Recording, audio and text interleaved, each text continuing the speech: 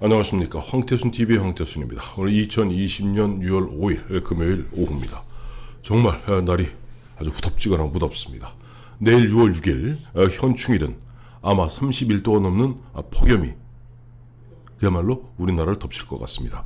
그런 가운데 내일 있게 될 현충일 행사에 군과 보훈처는 보면은 이번에 늘 초대해왔던 연평도 포격의 우리 순직 장병들의 유가족, 그다음에 천안함 폭침에 우리 돌아가신 우리 용사 호국 용사들의 유가족을 초청 안 하고 뺀답니다. 대신에 코로나 관련해서 이번에 순직 유족을 갖다 넣는다고 하네요. 국가보훈처가 천안함 폭침과 제1차, 2차 연평해전, 연평도 포격, 도발 전사 유가족과 생존자를 현충일 행사 참석자에서 제외한 것으로 알려졌습니다. 이들 전투 관련 유공자 생존자들은 그동안 현충일 행사에 꾸준하게 초대받아 왔는데 군 안팎에서도 보훈처가 이들을 현충일 행사에 초대하지 않는 것에 대해서는 현충일 행사의 취지에 어긋난다는 뒷말이 나오고 있다고 합니다. 전준영 천안함 생존자 예비역 전우회 회장은 군 관계자를 통해 확인했다면서 코로나 희생자 가족은 참석 대상이지만 천안함, 연평도 관련자들은 이번에 모두 이번 행사에 초대받지 못했다라고 얘기하고 있습니다. 전준영 회장은 정권에서 저희를 상당히 불편해하는 느낌이다. 초대장을 받지 못했기 때문에 내일 6월 6일이죠. 오전에 대전 현충원에서 우리끼리 간단한 추모 행사를 갖겠다라고 밝혔습니다. 이제 군하고 보훈처와 관계자들은 또 변명을 하기 시작했어요. 코로나로 참석 인원을 최소화하는 상황에서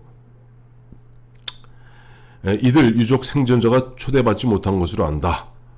보훈 정책이 군인 위주의 호국뿐 아니라 독립, 호국, 민주의 세 축으로 운영되는 만큼 다양한 사람들을 초대한 것이다. 라고 얘기했고, 또 강민석 청와대 대변인은 이번에 이미 이제 지난 4일, 그러니까 어제 보니까 이번 현충일 추념식과 관련해서 평범하면서도 위대한 국민의 희생을 반드시 기억하고 책임지겠다는 의미를 담아 추념식을 할 것이다.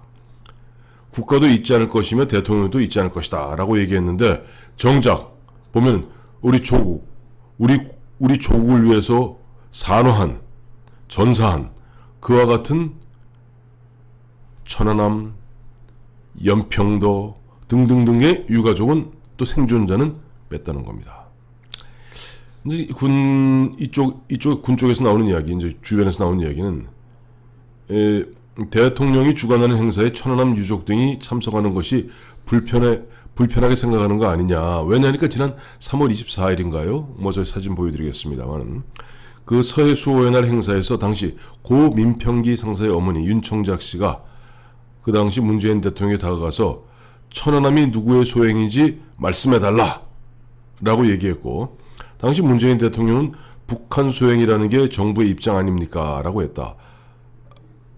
했습니다. 그때 그것을 놓고 대통령 동선을 갖다가 막아서는 것이 잘못된 일이다, 경호의 실패다 하는 이야기가 나왔던 기억이 납니다. 그래서 제가 한번 찾아봤어요. 도대체 이게 어디까지 가려고 이러는가. 마침 어제죠. 어제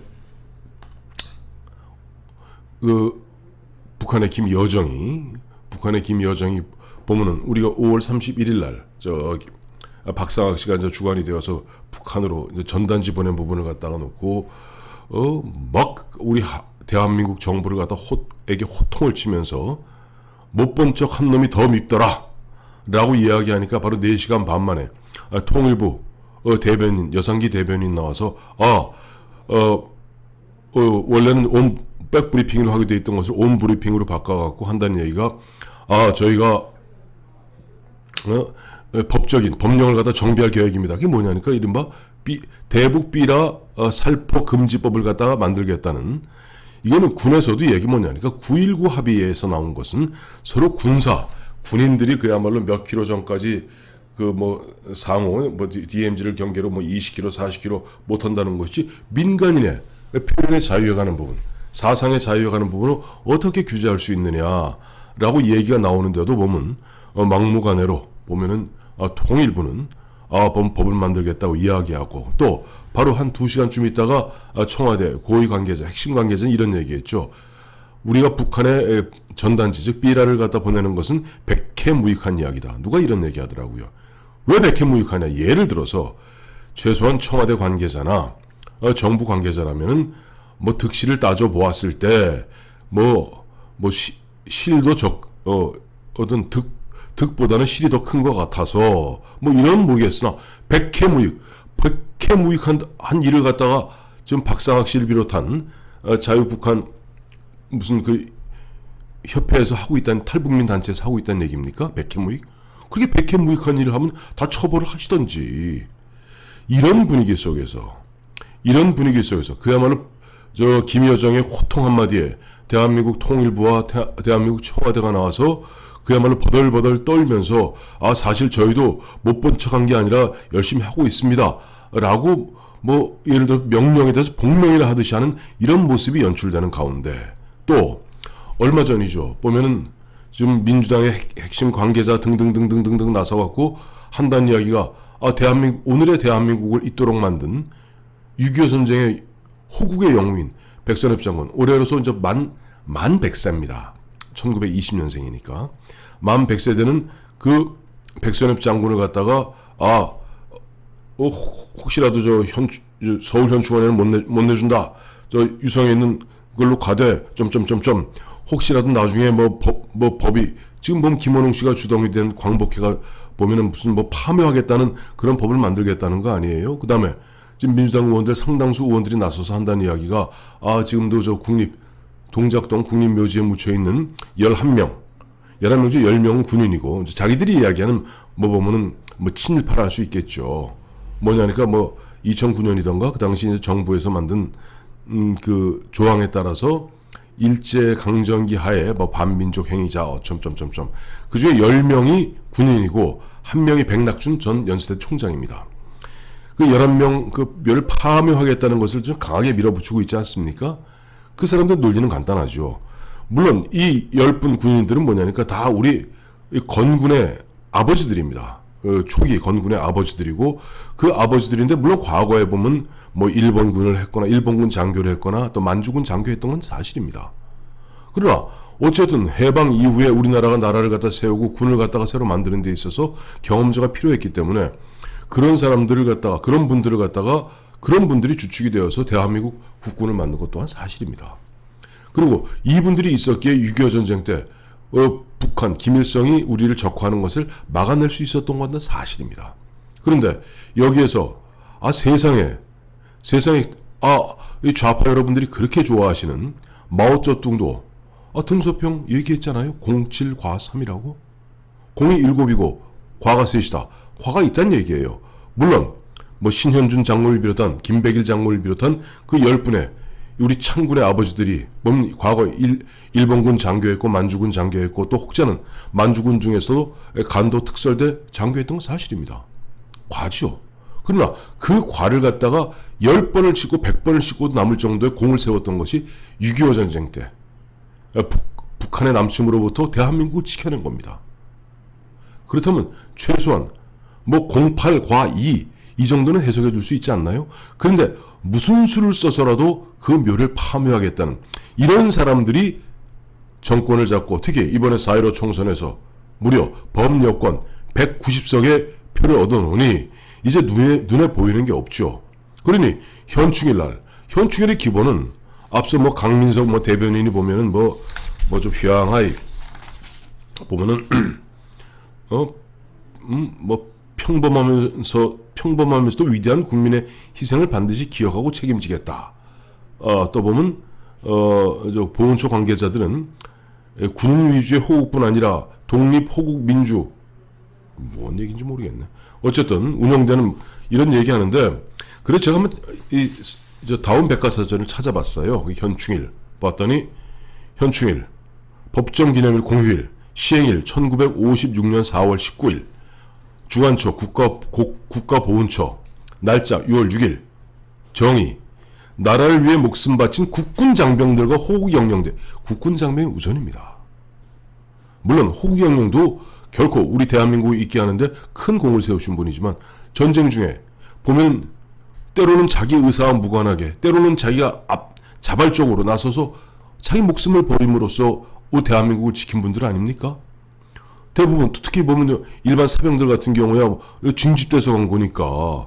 그러나 그럼에도 불구하고 어디 도망가지 않고 항복하지 않고 끝까지 우리 조국 수호를 위해서 목숨을 바치신 분들이 바로 국군 장병입니다. 그래서 현충일의 정의는 나라를 위해 목숨을 바친 국군 장병들과 호국 영령들을 추모하기 위해 만든 법정 기념일, 이렇게 되어 있습니다. 그렇다면은 다른 건 몰라도 특히 앞서 말씀드렸습니다마는 우리가 그 이전에 1953년 정전협정 이후에도 북한에 수많은 도발들이 있었고 또 그 와중에 우리 또 베트남에도 참전해서 또 많은 5천 명이 넘는 우리의 젊은이들이 목숨을 이국만리 저 땅에서 목숨을 갖다 바쳤죠. 그분들이 다 지금 이 현충원에 누워 계시고 또 그분들을 기리는 날이 현충일입니다. 그리고 최근 불과 한 20년 안쪽으로 보면 1999년 6월 15일이던가요? 1차 연평해전. 그때는 크게 많이 돌아가시진 않았죠. 그 다음에 2002년에 2차 연평해전. 그 다음에 연평도 포격으로 또 해병대 용사. 특히 보면은 가장 가슴 아픈 것은 2010년 3월 26일이던가요? 북한의 어뢰 발사에 의해서 천안함이 침몰되었고 50분 가까운 분이 장병이 수장되었고 또 그걸 구하려고 뛰어들어갔던 한주호 준이 보면 순직하셨습니다. 이런 분들의 그야말로 미국 같은 경우는 예를 들어서 참전한 용사들이 아프간 참전 용사, 이라크 참전 용사들이 전사해서 시신으로 운구되어서 조국에 들어올 때 대통령이 직접 나가서 그 운구를 맡고 격려합니다. 그 오바마 대통령이 격려됐던 그 약간 눈물 흘리면서 격려됐던 그런 모습 보면서 다른 것 물론 여러 사람 민간인도 다 보면 국가를 위해서 애쓰는 분들이 많죠. 그러나 그럼에도 불구하고 정말 전쟁 중에 또 전투 중에 산화한 그런 그 군의 가족들의 가슴에 이런 식으로 소금을 뿌리고 비수를 꼽는다면 그 후과를 어떻게 받으려고 이러십니까? 아무리 올 3월 24일 그 서해 수호의 날 그 민평기 상사의 어머니 윤청자 씨가 오죽 답답했으면은 천안함 누구의 소행인지 말씀 좀 해주십시오 라고 했다는 것. 또 그것이 그렇게 그분들의 심기를 거슬렀는지 얼마 전에 안 그래도 보니까 주영훈 씨던가요? 경호처장도 갈렸더라고요. 갈렸고 그런 가운데 지금 보면 아마 그 천안함이라든지 연평도 유가족들을 갖다가 문재인 대통령 만나기 싫은 모양이죠. 아시지 않습니까? 문재인 대통령이 샤이한 사람입니다. 지난해 올해는 서해 수호의 날 같습니다만 지난해 같은 경우는 서해 수호의 날 가기 싫어서 뭐 했습니까? 올해 3월은 총선이 있었기에 마지못해 갔던 것이고 지난해 3월 24일 서해 수호의 날은 뭐 했습니까? 저쪽 칠정시장에 기관총으로 무장한 경호원들 데리고 거 가서 일부러 서해 수호의 날 참석을 갖다가 피하기 위해서 일부러 대구 갔다는 말이 파다합니다. 자, 이런 식으로 우리가 다른 건 몰라도 우리 조국을 지키다 산화한 군인들, 그 유족들을 갖다 푸대접하는 것은 스스로 자기의 무덤을 파는 것과 다름 아닌 것입니다.